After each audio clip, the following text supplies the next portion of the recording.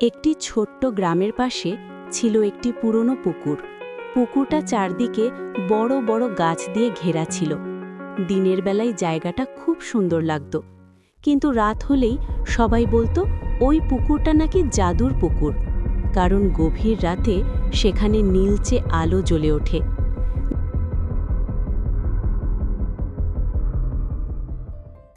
গ্রামের লোকেরা ভয়ে রাতে সেখানে যেত না।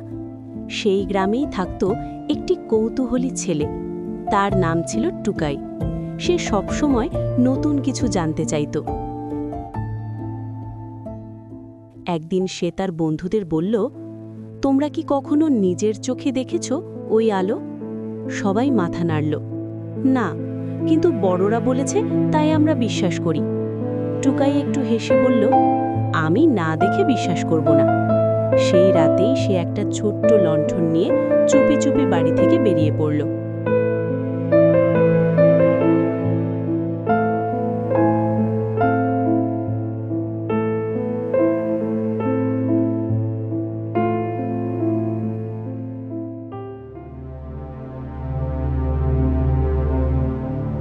পুকুরের কাছে পৌঁছতেই তার বুকটা একটু কেঁপে উঠল। হাওয়ায় গাছের পাতা শ শ শ করে শব্দ করছিল। হঠাৎ সে দেখল পুকুরের মাঝখানে নীলচে আলো জ্বলছে। আলোটা ধীরে ধীরে নড়ছে, যেন কেউ জলের ভেতর হাঁটছে। টুকাই একটু পিছিয়ে গেল, কিন্তু সাহস করে সামনে এগিয়ে বলল, কে ওখানে? কিছুক্ষণ নীরবতা। তারপর জলের ভেতর থেকে একটা কোমল কণ্ঠ ভেসে এলো, ভয় পেও না। তারপর ধীরে ধীরে জলের ওপর উঠে এলো একটি ছোট্ট জলপরী। তার গায়ে নীল আলো, চোখে মায়া। টুকাই অবাক হয়ে বলল, তুমি কে? জলপরী মিষ্টি হেসে বলল, আমি এই পুকুরের রক্ষক। বহু বছর ধরে আমি এই জায়গাটাকে পরিষ্কার রাখছি। টুকাই জিজ্ঞেস করল, তাহলে সবাই কেন তোমাকে ভূত ভাবে?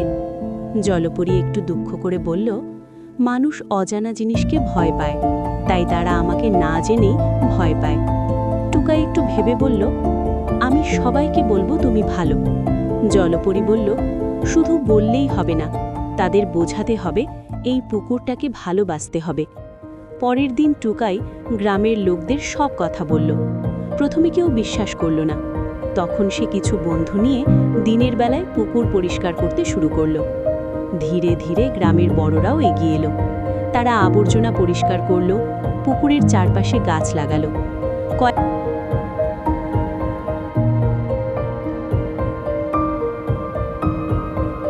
কয়েকদিন পর পুকুরটা আবার আগের মতো সুন্দর হয়ে উঠল।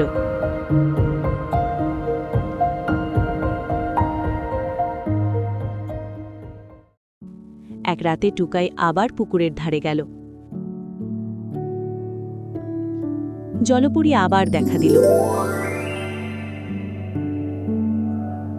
এবার তার আলো আরও উজ্জ্বল। সে হাসতে হাসতে বলল, তুমি সত্যিই এই জায়গাটাকে বাঁচিয়েছ। এখন এই পুকুর শুধু আমার নয়, তোমাদের সবার। টুকাই খুশি হয়ে বলল, তুমি তো আমাদের বন্ধু। জলপরী মাথা নেড়ে বলল, হ্যাঁ, আর যখনই তোমরা প্রকৃতিকে ভালোবাসবে, আমি সব সময় তোমাদের সাথে থাকব। তারপর সে ধীরে ধীরে জলের মধ্যে চলে গেল, আর পুকুরের জল নরম আলোয় ঝলমল করতে লাগল।